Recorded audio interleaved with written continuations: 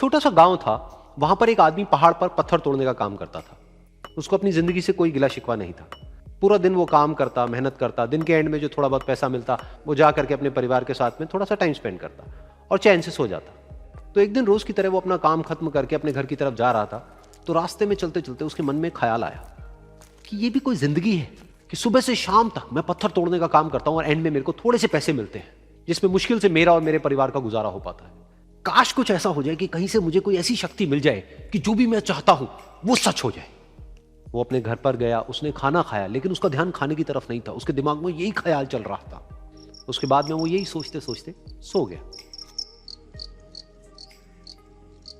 फिर नींद आने के कुछ देर बाद उसको एक सपना आया। सपने में उसने देखा कि रोज की तरह वो अपना काम खत्म करके अपने घर लौट रहा था। रास्ते में उसने एक बहुत ही बड़ा घर देखा और उसके मन में आया कि काश ये घर मेरा होता और मैं इसका मालिक होता। और उसके सोचते ही वो उस घर का मालिक बन गया। उसको यकीन ही नहीं हो रहा था कि जो उसने सोचा वो बन चुका है। लेकिन उसकी खुशी ज्यादा देर नहीं टिक पाई, क्योंकि उसको एकदम से एक शोर सुनाई दिया। उसने अपने घर के बाहर देखा कि एक बहुत बड़ी रैली निकल रही है जिसमें बीचों बीच एक पॉलिटिशियन है जो ऐसे ऐसे हाथ हिला रहा है। और वहां पर जितने भी लोग खड़े थे सब उसके नाम के नारे लगा रहे थे, उसके आगे हाथ जोड़ करके खड़े थे, सब उसको देखने के लिए तड़प रहे थे। तब उसको यह एहसास हुआ कि मैं कितना छोटा हूं उसके आगे। और फिर उसके अंदर से एक ख्याल उठा कि काश मैं ये पॉलिटिशियन होता और मेरे पास भी इतनी ही पावर होती जितनी कि इसके पास में है। बस उसका इतना सा सोचने की देर थी, वो पॉलिटिशियन बन गया। उसकी खुशी का ठिकाना नहीं था, क्योंकि उसके आसपास में हजारों लोगों की भीड़ थी और सब उसको देखने के लिए तरस रहे थे, तड़प रहे थे। लेकिन उसकी ये खुशी भी ज्यादा देर नहीं टिक पाई। धूप बहुत ही तेज थी और उस पॉलिटिशियन को आदत नहीं थी इतनी गर्मी में रहने की। तो उस धूप की वजह से उसको चक्कर आ गए और वो बेहोश होकर के गिर गया।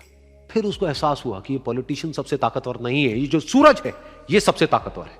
और उसके मन में आया कि काश मैं ये सूरज बन जाऊं तो मेरे आगे कोई नहीं टिक पाएगा। और उसका इतना सा सोचने की देर थी और वो सूरज बन गया।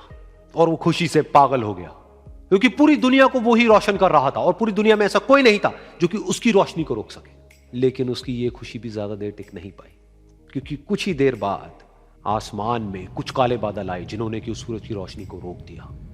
फिर उसको यह एहसास हुआ कि इस दुनिया में ऐसा भी कोई है जिसमें दम है उसकी रोशनी को रोकने का। और उसके मन में एक ख्याल उठा कि काश मैं वो बादल बन जाऊं। और वो बादल बन गया और आसमान में उड़ने लगा।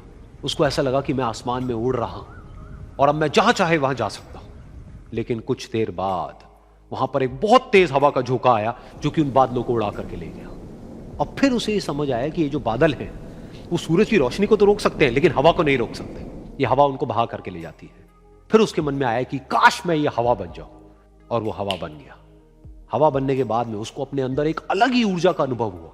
वो चाहे तो आराम से बहता और चाहे तो आंधी बन करके, तूफान बन करके, जिसको भी चाहे उड़ा करके ले जाता। उसको ये विश्वास होने ही लगा था कि इस दुनिया में सबसे ज्यादा शक्तिशाली मैं हूं। लेकिन तभी उसके सामने आया एक पहाड़। उसने अपनी पूरी ताकत लगा दी लेकिन उस पहाड़ को वो इतना सा भी नहीं हिला पाया। तब उसको यह एहसास हुआ कि इस दुनिया में कोई है जो हवा से भी ज्यादा शक्तिशाली है, जिसमें दम है उस हवा को रोकने का।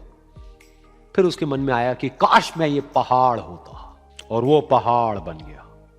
लेकिन हर बार की तरह इस बार भी उसकी खुशी ज्यादा देर तक नहीं टिक पाई।